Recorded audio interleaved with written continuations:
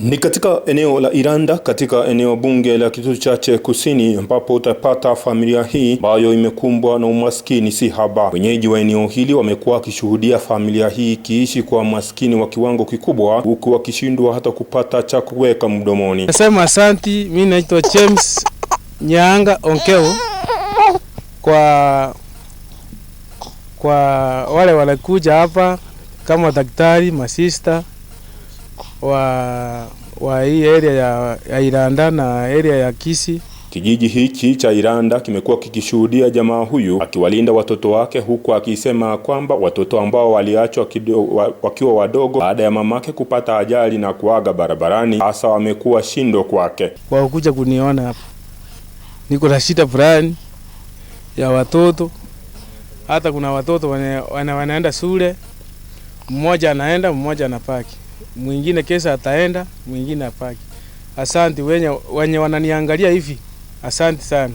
Jamii hii imepelekea wanawe ambaye hushiriki masomo kuenda na watoto wadogo hadi shule ya msingi ili kuwashika katika awamu, na wengine kuacha shule ili kushiriki kuwachunga hawa wadogo. Wale wanasaidia mimi.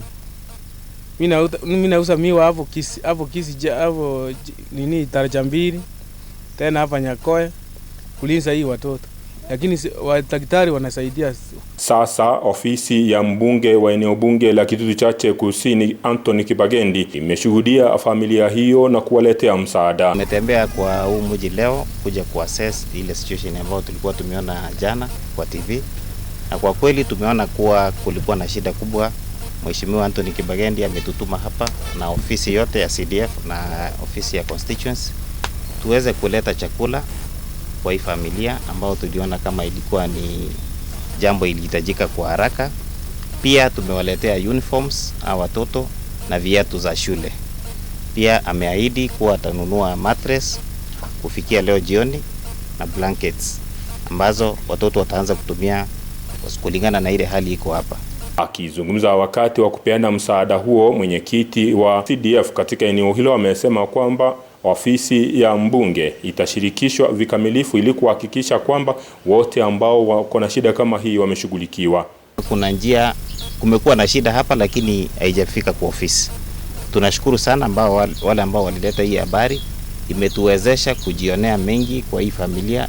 Pia tunashukuru madaktari ambao wamekuwa wakisaidia hii familia. Kumbe wamekuwa na hii shughuli kwa muda sasa.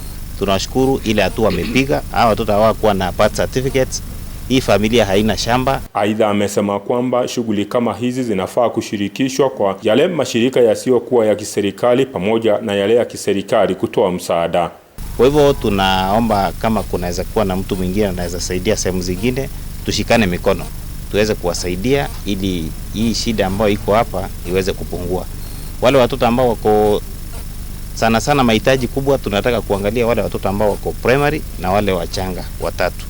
Vile wamesema tungeomba pia wapeleke kwa children's home maana ni wachanga na hawajiwezi. Amesema kwamba utawala wa mkoa utashirikishwa katika ofisi hiyo ili kuhakikisha kwamba kuna vitambulisho na stakabadhi muhimu ambazo zinahitajika kusaidia familia kama hizi. Pia kama kuna shida kubwa kama hii, tungependa kama tuweze kusaidiana, wale coordinators, wazee wa mtaa waweze kuzileta ili tuweze kuzielewa mapema, tuone kama kuna njia tunaweza saidia. Kama hii familia hii shida kubwa imekuwa kwa sababu watoto hawajakuwa na birth certificates, hakuna vitambulisho kwa hii familia, hakuna chochote. Imekuwa changamoto kubwa kusaidiwa. Kwa hivyo hii kisa ikiwa kama kuna visa kama hii sehemu zingine, tuweze kupata habari ya mapema ili tuweze kusaidiana kama maneno haijaharibika sana. Ndizo changamoto ambazo hukumba katika maeneo mbalimbali na hasa katika eneo la Kitutu Chache Kusini, kaunti ya Kisi. Nikiripotia Africa Finest TV, jina langu ni Gilbert Kobi.